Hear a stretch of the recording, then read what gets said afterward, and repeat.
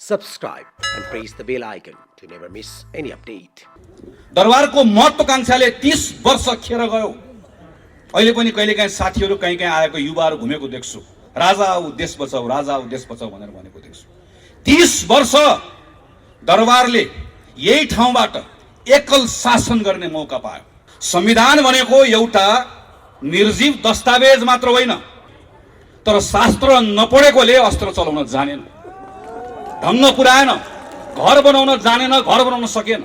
घर बनाउन नजानेर घर बनाउन नसक्नेले मैले घर बनाउन सकिन, घर बनाउन जानिन भन्नुपर्नेमा दिएको अस्त्रको दुरुपयोग गरेर त्यही जगमा हान्न थाल्यो। दुपौरे हेर्नुस् त, देशभरि प्रधानमन्त्री हिँड्नु भएको छ, क्या भत्काउनु भयो भनेर वरिपरि भएको तपाईँ हेर्नुहुन्छ। तपाईलाई नेपाली जनताले केही पनि थाहा नभएको, तर मलाई थाहा छैन भन्ने थाहा नभएको एउटा अयोग्य पात्रको रूपमा तपाईलाई सम्झनेछ।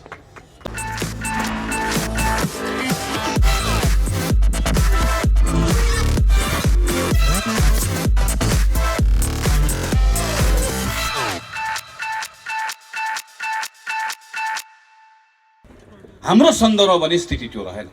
हाम्रो अगाडि 4 जना शहीदहरूको आज यहाँ तस्बिर छ। हाम्रो प्रेरणाको स्रोतलाई यहाँ राखेर आज हामी यो दिवस मनाउँदैछौँ।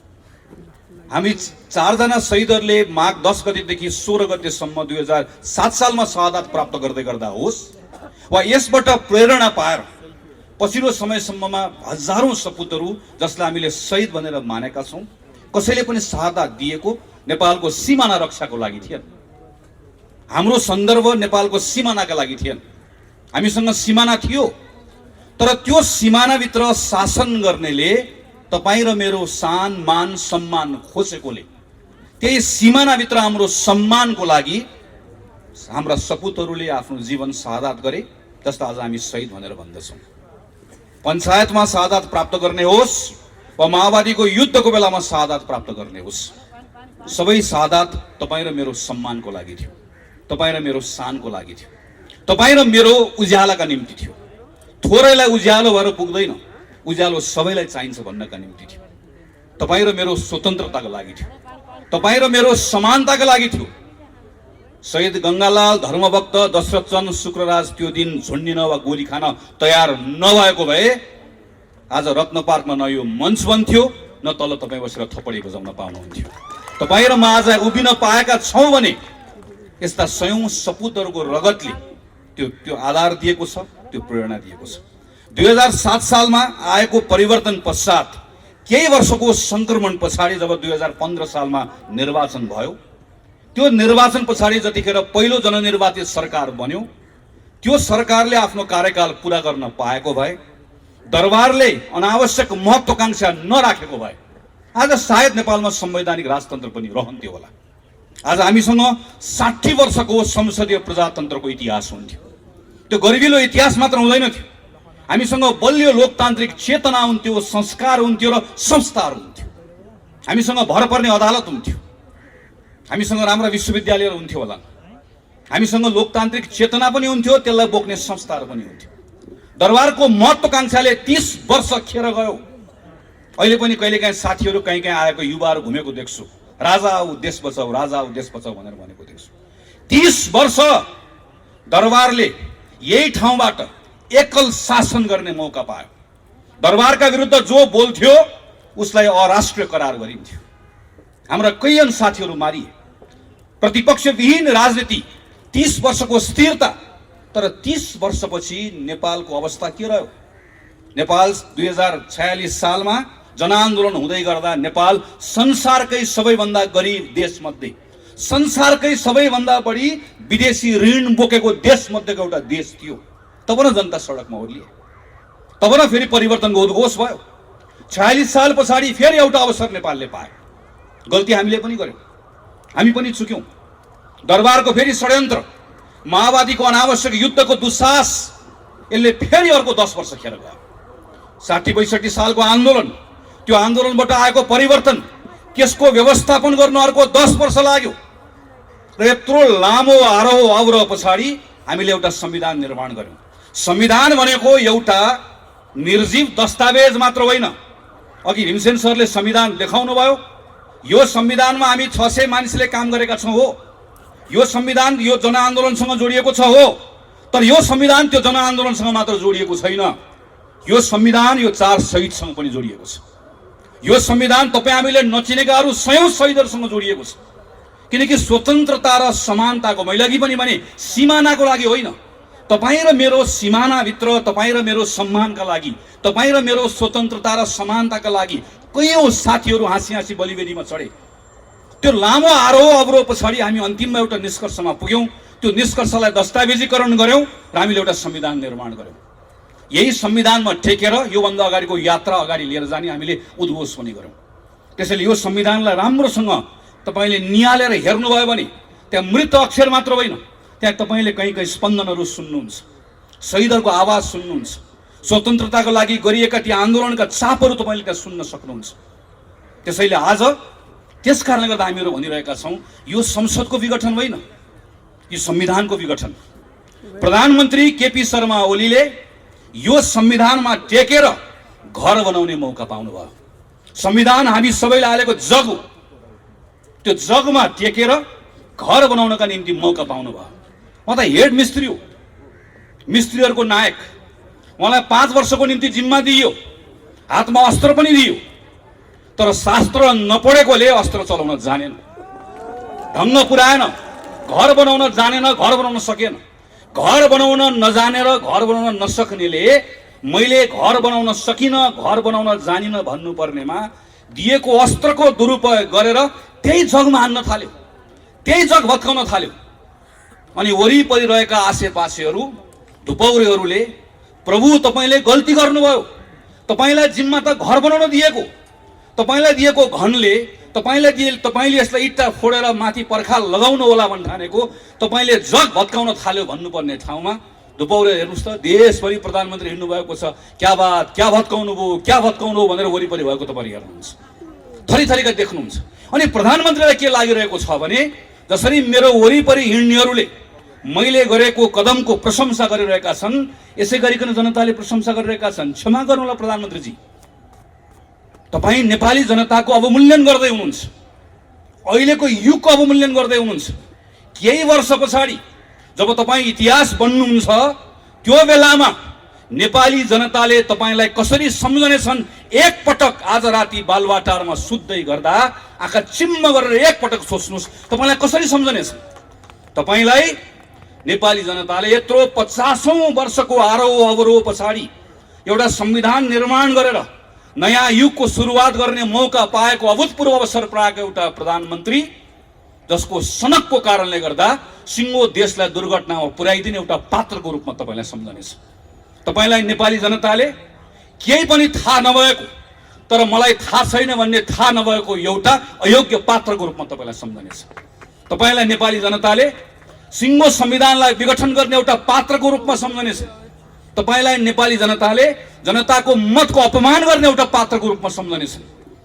नेपालको इतिहासको पानाहरू लेख्दै गर्दा जनताको अधिकारको लागि लड्ने पात्रहरूको पानामा प्रधानमन्त्री केपी शर्मा ओलीको नाम लेखिने छैन। तपाईँलाई कसैले पनि त्यो पाना पल्टाएर त्यहाँभित्र तपाईँको नाम खोजे भने कसैले भेट्ने छैन। तपाईँको नाम कहाँ लेखिनेछ? तपाईँको नाम नेपाली जनताको अधिकार खोज्ने शासकहरूको पंक्तिमा लेखिनेछ। त्यसैले तपाईँको बारेमा धेरै चिन्ता छैन, तपाईँका धुपौरेहरूको बारेमा त केही भन्नु पनि छैन। चिन्ता तपाईँको होइन, प्रश्न तपाईँलाई मात्र होइन, प्रश्न भोलि हामीलाई पनि हुन्छ। चिन्ता आज आफ्नै गर्नुपर्ने बेला आएको छ। त्यो बेलामा इतिहासले हामीलाई पनि प्रश्न गर्नेछ। त्यो बेलामा नेपाली काङ्ग्रेस के गरिरहेको थियो भनेर प्रश्न गर्नेछ। त्यो बेलामा नेपाली काङ्ग्रेसले भन्न पाउँछ प्रधानमन्त्री केपी शर्मा ओलीको कदमलाई असंवैधानिक कदम हो भनेर ढक्क उभिएर बसेको थियो भनेर भन्न पाउँछ। तर भन्न पाउने हक र अधिकारलाई हाम्रै केही साथीहरूले अल्मलाइदिनु भएको छ कि लड्डु काङ्ग्रेसहरू मैदानमा आउनु भएको छ। यो हातमा पनि लड्डु, त्यो हातमा पनि लड्डु। लड्डु काङ्ग्रेसहरूको कारणले गर्दा आज काङ्ग्रेसमाथि नै प्रश्न उठेको छ। यो प्रश्नलाई पनि भोलि उठ्न नसक्ने गरिकन ठेचारेर हामी अगाडि बढ्नुपर्नेछ। यो नेपाली काङ्ग्रेस पार्टी हो जसको नेता बीपी कोइरालाले मोहन शमशेरको अगाडि उभिएर भन्नुभयो, जतिखेर मोहन शमशेरले भने तिमी बाहुनको छोरा भएर गद्दीमाथि आँखा लगाउने, बीपी कोइरालाले उभिएर भन्नुभयो महाराज पूर्वमा लेखेर शासन गर्ने दिन गए। त्यो पार्टीको कार्यकर्ता हो हामी।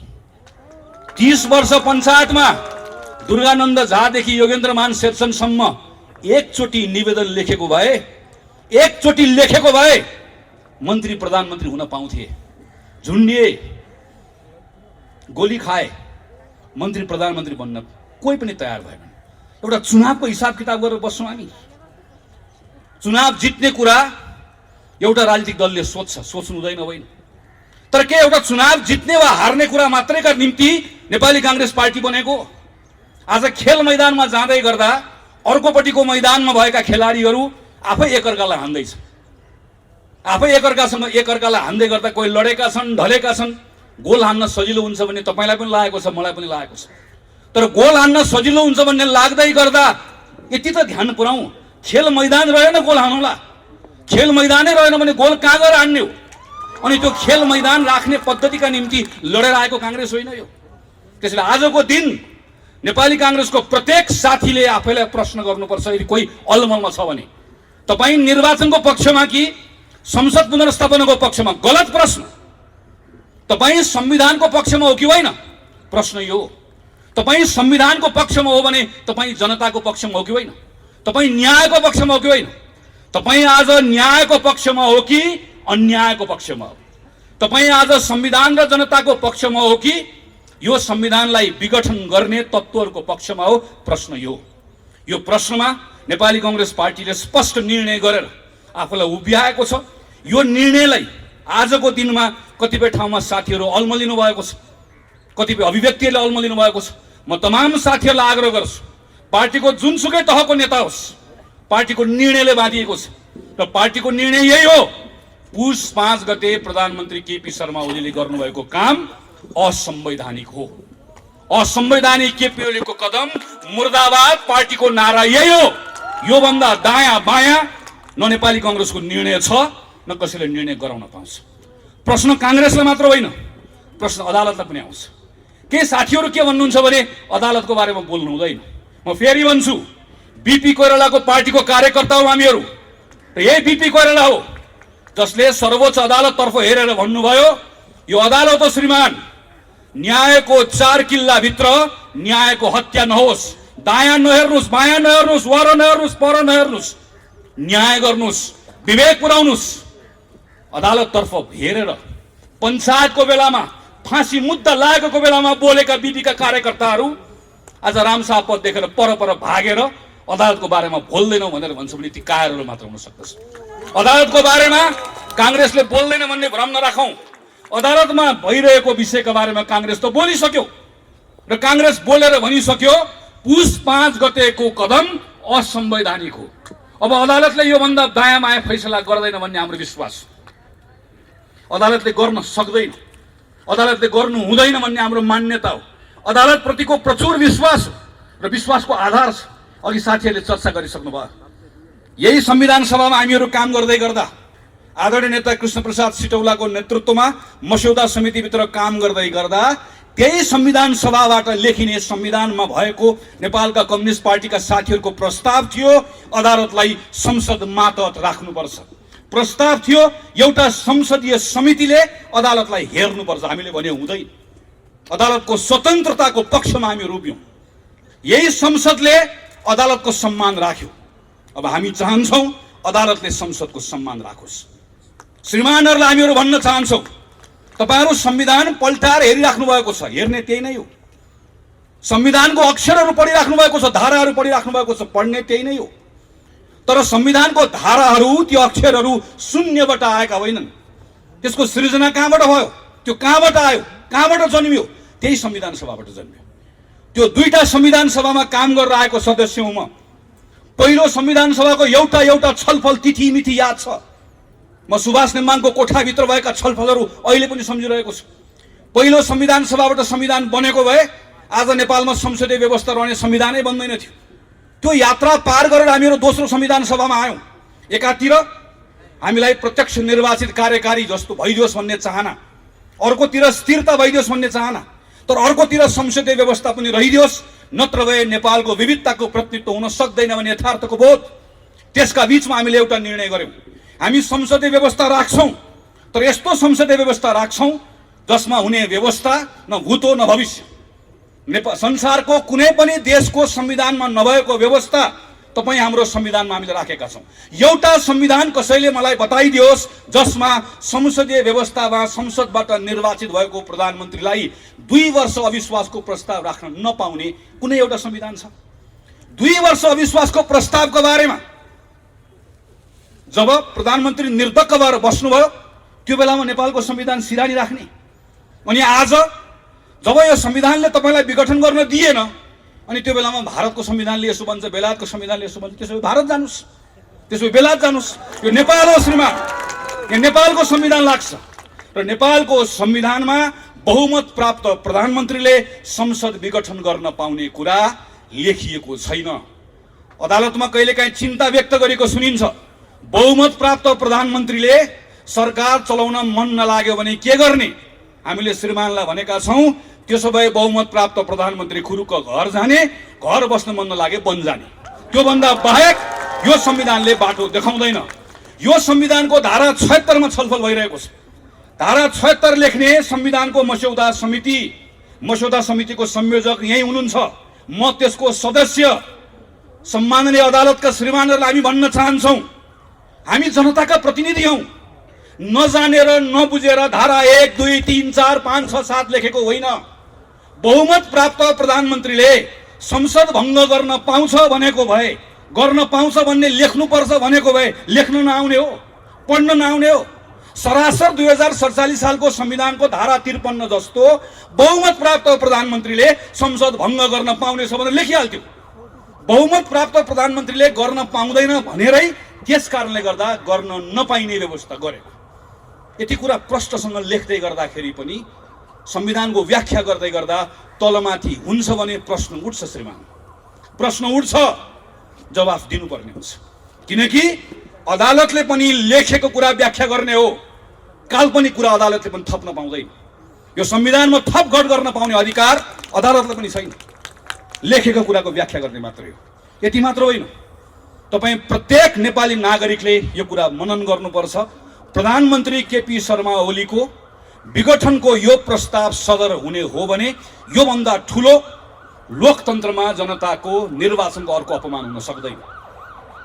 हाम्रो संविधानमा त लेखिएको छैन।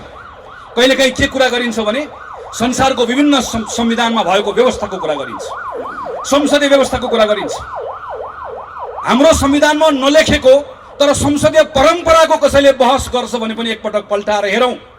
एउटा संसद विघटन गरेको घटना कसैले मलाई बताइदियोस् जहाँको प्रधानमन्त्रीले के भन्छ भने यो संसदमा सम्पूर्ण रूपमा मेरो बहुमत थियो, संसदमा मलाई केही पनि समस्या भएको थिएन, तर राति सुतेको बिहान उठ्दै गर्दा भङ्ग गर्न मन लाग्यो, मैले भङ्ग गरिदिएँ।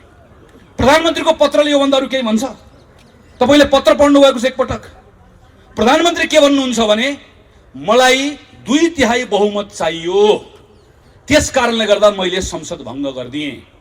अब 2/3 बहुमत दिनुस्। त्यसपछि प्रधानमन्त्री के भन्नुहुन्छ भने 2/3 पुगेन, सम्पूर्ण चाहियो भन्नुहुन्छ। त्यो भन्न पाइने हो नि त। एउटा व्यवस्था कसैले देखाइदियोस्, एउटा अभ्यास देखाइदियोस् जहाँ संसदमा समस्या नरहिकन संसद विघटन भएको होस्। भएको छैन, कहीँ पनि हुँदैन। हाम्रोमा त पाइँदैन, पाइने ठाउँमा पनि हुँदैन। संसदमा समस्या आएपछि बल्ल संसद भङ्ग गर्ने अभ्यास संविधानमा व्यवस्था भएका देशहरूमा छ, हाम्रोमा त त्यो पनि छैन। त्यसैले हामी श्रीमानहरूतर्फ फर्केर भनिरहेका छौँ, केही हेर्नु पर्दैन, हाम्रो संविधान मात्र हेरिदिए हुन्छ।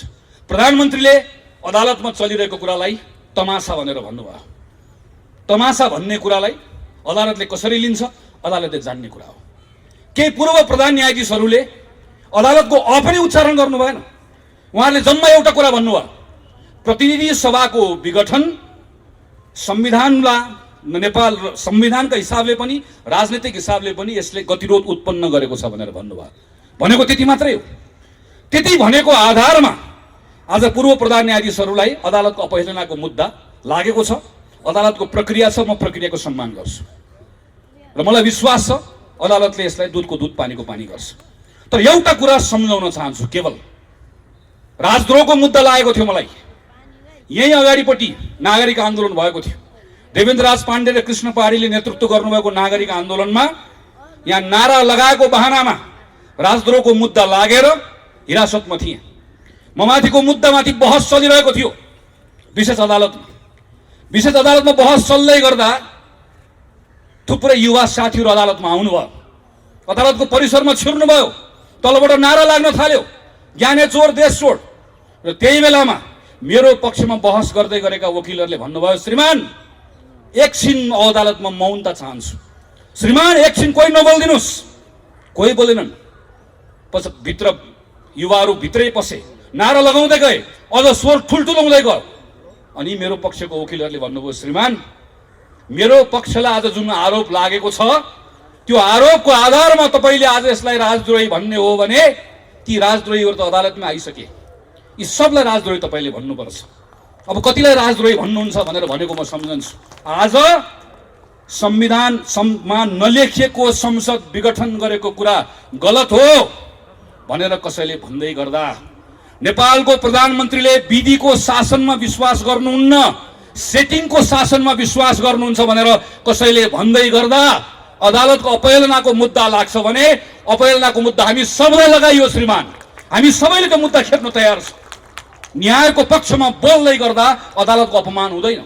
हामी अदालतको मान बढाउन चाहन्छौँ, अदालतको शान बढाउन चाहन्छौँ। सर्वोच्च अदालत भन्ने नाम संविधानले दिएको, तर सर्वोच्च अदालतप्रतिको सर्वोच्च विश्वास अदालतले आर्जन गर्नुपर्छ। न्यायबाट आर्जन गर्नुपर्छ, फैसलाबाट आर्जन गर्नुपर्छ, न्याय गरेको देखिनुपर्छ। त्यसका निम्ति हामीहरू बोलिरहेका छौँ। कतिपय साथीहरू भन्नुहुन्छ आज हामी नेपाल कम्युनिस्ट पार्टी दुईटा हुँदै गर्दा कुनै एउटाको पक्षमा नबोलौँ, कुनै अर्कोको पक्षमा नबोलौँ। मलाई यसमा अल्मलिनु पर्ने कारण केही पनि छ भन्ने लाग्दैन। कम्युनिस्ट पार्टीका साथीहरू दुईतिर अहिले फर्केर बस्नु भएको छ। एउटाले एउटाको वस्त्र उतार्नुहुन्छ ल भन्नुहुन्छ, ल आज मैले उतारिदिएँ। अर्कोले भन्नुहुन्छ उसले एउटा उतार्यो मैले दुईटा उतारिदिएँ। उतार्दा उतार्दै केही दिनपछि दुवै थरीहरू सर्वाङ्ग नाङ्गिसके पछाडि तपाईँ हामीले कोहीले पनि उहाँहरूलाई हेर्न सक्दैन।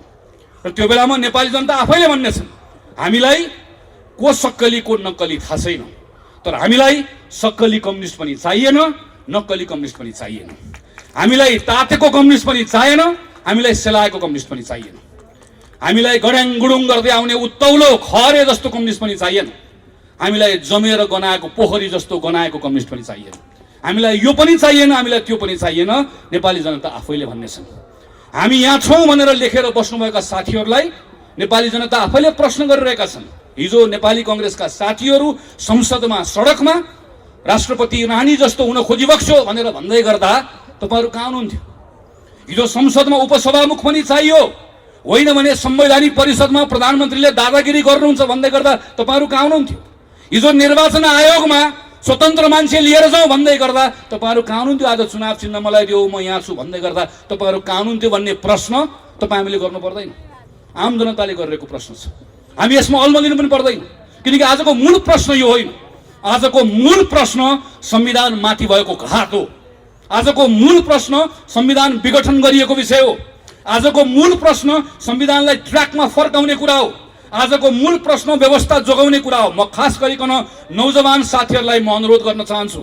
48 सालमा 9 कक्षामा पढ्थेँ, 46 सालको बेलामा प्रदीपजी हामीहरू एउटै विद्यालयमा भक्क स्कुल पढ्दै थियौँ। ठुलो परिवर्तन भयो। परिवर्तनपछि सब ठिकठाक हुन्छ भन्ने लाग्यो। धेरै कुरा भनेको जस्तो भएन। माओवादी आयो, बन्दुक बोकेर आयो, व्यवस्था बदल्छु भनेर आयो, दरबार आयो, व्यवस्था बदल्छु भनेर आयो।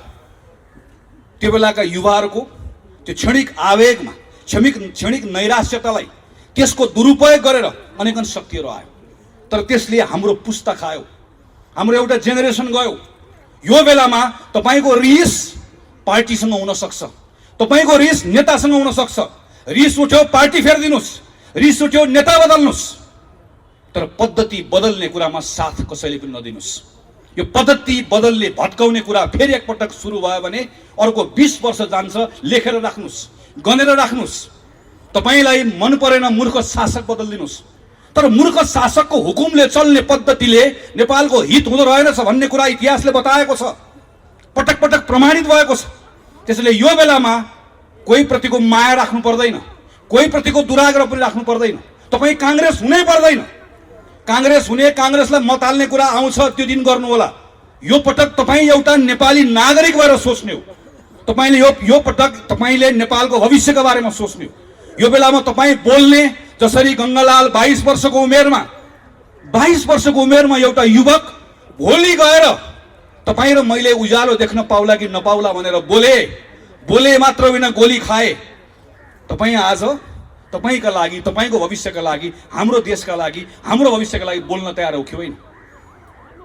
बाहिर मैदानमा आउन तयार हो कि होइन? त्यसैले म एउटै कुरा भनेर आग्रह गरेर टुङ्ग्याउन चाहन्छु। विनोद विक्रम केसी, कवि विनोद विक्रम केसीको कवितालाई थोरै मैले आफ्नो हिसाबले बनाएको छु।